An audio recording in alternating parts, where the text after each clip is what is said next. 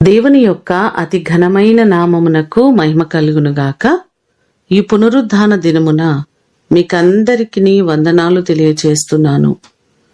ఎలా ఉన్నారండి? అందరూ బాగున్నారా? దేవుని కృపను బట్టి మరొక వారము ఈ విధంగా మీతో కలిసి దేవుని మాటలు పంచుకోవడానికి దేవుడు నాకు ఇచ్చిన అవకాశము కొరకు దేవునికి స్తుతులు తెలియచేస్తున్నాను.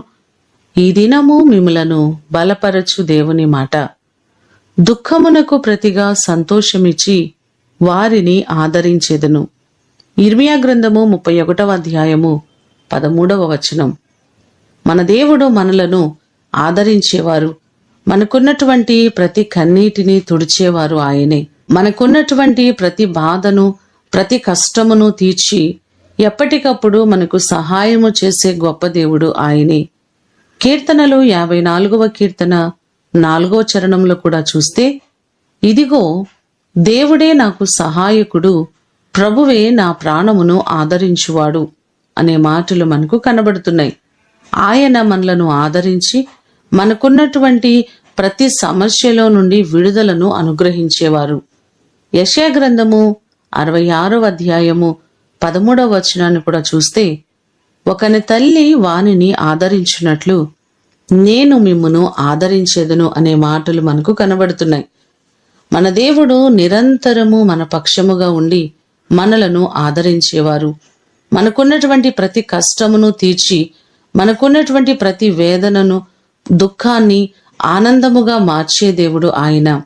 దేవుని ద్వారా మీకున్నటువంటి ప్రతి బాధలో, ప్రతి కష్టములో, ప్రతి శోధనలన్నిటి నుండి మీరు విడిపింపబడి ఆయన ద్వారా ఆదరింపబడుదురుగాక. ప్రార్థన చేసుకుందాం. సకల ఆశీర్వాదములకు కారణభూతుడవైన మా ప్రియ ప్రేమ కలిగిన పరలోకపు తండ్రి, నీ కృప చొప్పున ఈ దినము నీ పాదాల చెంతకు మేము వచ్చి ఉన్నామయ్యా. దయచేసి మమ్మలను జ్ఞాపకం చేసుకోండి.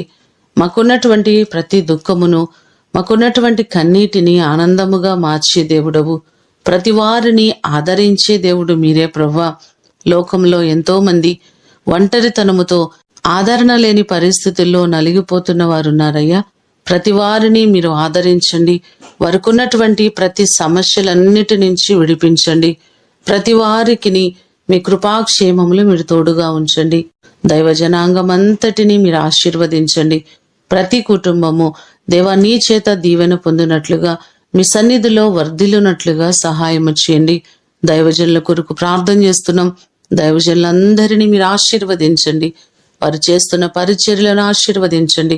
వారికి ఉన్నటువంటి ప్రతి సమస్యలు, ఇబ్బందులన్నిటి నుంచి విడిపించండి దేవా.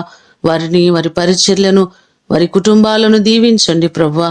ప్రతి వారికి నీ కృపాక్షేమములు మీరు తోడుగా ఉంచండి.